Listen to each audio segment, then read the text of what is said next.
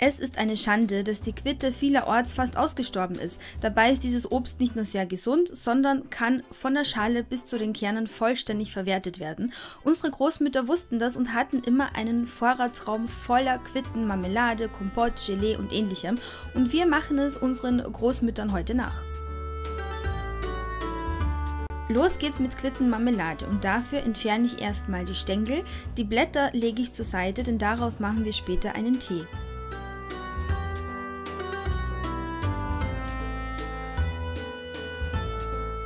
Jetzt werden sie gewaschen und das ist wichtig, denn die Quitte hat diesen dünnen Flaum auf der Schale und den müssen wir entfernen. Also gründlich mit den Händen waschen und danach mit einem sauberen Küchentuch nochmal trocken reiben.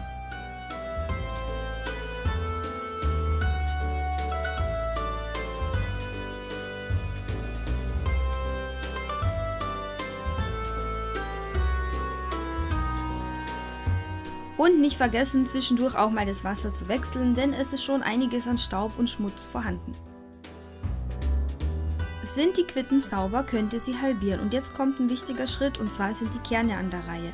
Diese nehmt ihr vorsichtig mit einem Löffel heraus. Die ganzen Kerne, das ist ganz wichtig, also nicht die halbierten, offenen, kaputten oder ähnliche, nur die ganzen Kerne legt ihr in einen Teebeutel. Die Kerne enthalten viel Pektin und das brauchen wir später noch, warum erkläre ich euch noch.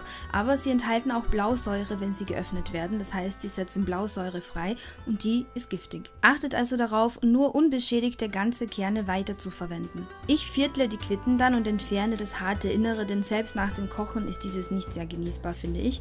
Und dann schneide ich die Quitten einfach in möglichst kleine Stücke. Übrigens, die Quitten, die innen dunkle Stellen aufweisen, sind nicht kaputt, also bitte nicht wegschmeißen. Kaputt sind Quitten erst, wenn sie innen matschig und sehr weich sind. Gebt die Fruchtstücke in einen möglichst großen Topf, ideal ist so ein Alugusstopf oder einfach ein Topf mit einem etwas dickeren Boden. Und wie schon erwähnt, die Kerne unbedingt aufbewahren, also die ganzen, denn die enthalten viel Pektin und dieses brauchen wir für die Cremigkeit und Dickflüssigkeit unserer Marmelade.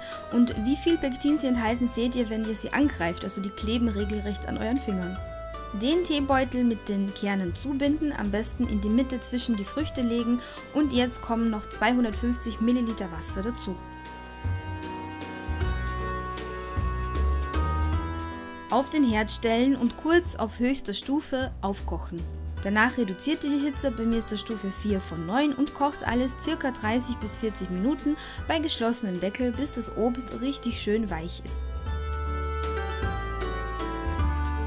Nach dieser Zeit schaltet ihr den Herd aus, lasst die Kerne noch drin, gebt einen Deckel auf den Topf und lasst ihn jetzt einfach eine halbe Stunde ziehen. Im Anschluss könnt ihr die Kerne entfernen, wir haben jetzt alles verwertet, was wir konnten, wir brauchen sie also nicht mehr und können die Fruchtstücke fein pürieren.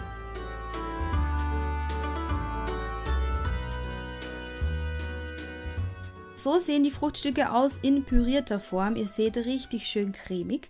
Und jetzt kommt der Zucker dazu. Da verwende ich ca. 600 Gramm, rühre kräftig um und stelle den Topf wieder auf den Herd. Damit es nicht blubbert, euch eine Sauerei hinterlässt auf dem Herd und verbrennt, solltet ihr das Püree jetzt nicht einfach auf höchster Stufe aufkochen, sondern eine mittlere Hitze verwenden. Das ist bei mir Stufe 5 bis 6.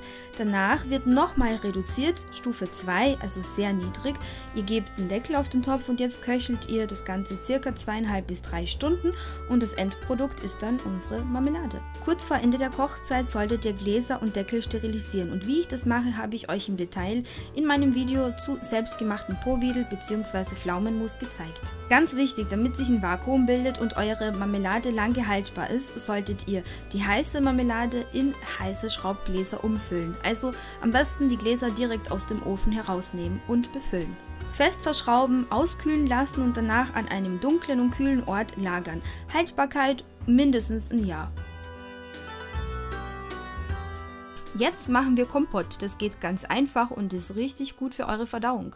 Ich verwende gerne eine Mischung aus verschiedenen Fruchtsorten, zum Beispiel Quitten und Äpfel und da macht ihr wieder das gleiche, also die Kerne entfernen, am besten aufbewahren, denn daraus machen wir später noch einen Tee und in dem Fall solltet ihr die Quitten schälen. Die Schale werfen wir allerdings nicht weg und ich zeige euch gleich, wie wir sie verwenden.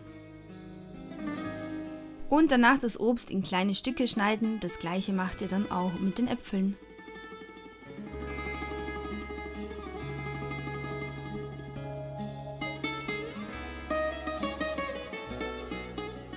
Und jetzt gebe ich eine Zimtstange dazu und den Zucker. Und hier habe ich, um Kalorien zu sparen und das Ganze ein bisschen gesünder zu gestalten, 180 Gramm Kristallzucker und 100 Gramm Birkenzucker verwendet. Dann gebe ich ca. 2 Liter Wasser dazu und jetzt wird alles einmal aufgekocht. Ist das der Fall, könnt ihr die Hitze reduzieren, bei mir ist die Stufe 5 von 9 und ungefähr eine halbe Stunde kochen. Das Obst sollte weich sein, aber nicht matschig, also sollte schon noch seine Form behalten. Weiter geht's mit Quitten auf Vorrat, wenn ihr einen großen Gefrierschrank habt. Dafür müsst ihr die Quitten einfach nur in kleine Stücke schneiden, bereits geschält und entkernt, portionieren und in Gefrierbeutel verpacken. Im Gefrierschrank könnt ihr sie mindestens ein Jahr lang lagern und ihr könnt sie zum Beispiel für Kompott, Chutney, Soßen und ähnliches verwenden. Weiter geht's mit Gel und Tee aus den Kernen und ich habe schon erwähnt, die sind sehr gesund, zum Beispiel bei Halsschmerzen, auch als Beautymittel für eure Haut, denn das Gel wirkt entzündungshemmend. Dafür einfach die Kerne mit etwas Wasser übergießen, zwar so viel, dass sie darin schwimmen können und für ungefähr 3 Stunden stehen lassen.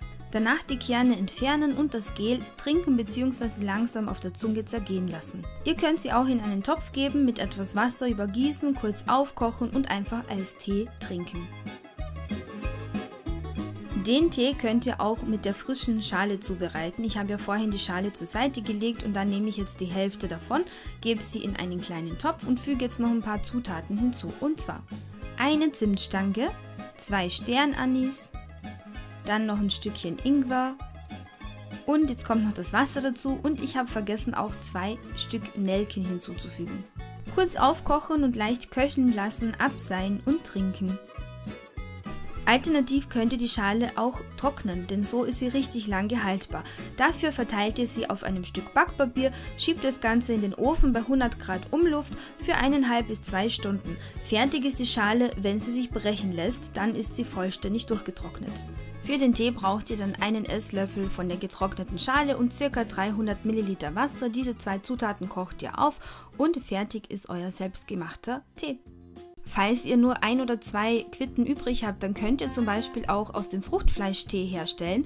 Dafür müsst ihr einfach die saubere, trocken geriebene Quitte reiben, legt das Fruchtfleisch auf ein Stück Backpapier und schiebt das Ganze in den Ofen.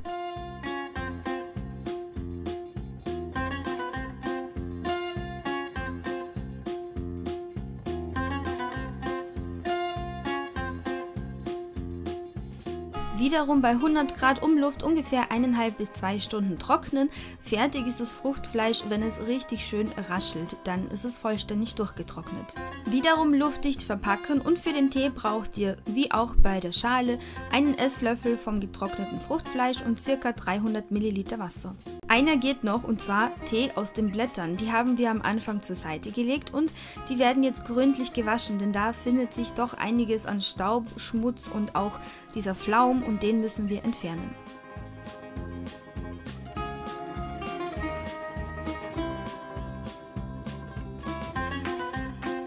Danach die Blätter vorsichtig trocken reiben und jetzt habt ihr 2 Optionen. Entweder ihr lasst sie einfach für ein paar Tage an der Luft trocknen, ihr legt sie dafür einfach auf so ein Tablett oder ihr legt sie auf ein Stück Backpapier und gebt sie bei 80 Grad Umluft für ungefähr 1,5 bis 2 Stunden in den Ofen.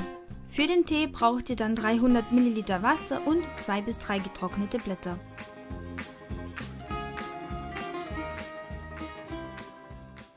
So, das war's auch schon. Ich habe euch gezeigt, wie man den Tee aus der frischen Schale zubereitet. Dann haben wir hier den Tee aus den Kernen. Außerdem haben wir getrocknete Blätter, das getrocknete Fruchtfleisch und die Schale. Aus allem kann man einen Tee herstellen. Das heißt, es muss wirklich nichts weggeworfen werden von der Quitte.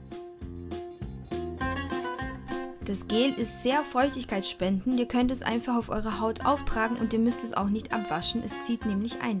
Die Zutatenliste findet ihr wie immer in der Infobox und auch auf meinem Blog. Dort findet ihr nämlich nicht nur das Rezept wie immer zum Ausdrucken, sondern auch viele nützliche Infos zum Thema Quitte, warum sie so gesund ist, wofür man das Gel sonst noch verwendet, also da solltet ihr auf jeden Fall mal nachlesen.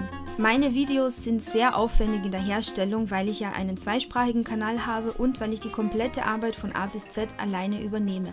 Gerade deswegen ist mir eure Unterstützung so wichtig, deswegen würde ich mich sehr freuen, wenn ihr mein Video liked, kommentiert, teilt und mir auch hier auf YouTube folgt. Vielen Dank fürs Zusehen und weiter geht's mit meinem Winter-Special. Darauf könnt ihr euch schon mal freuen.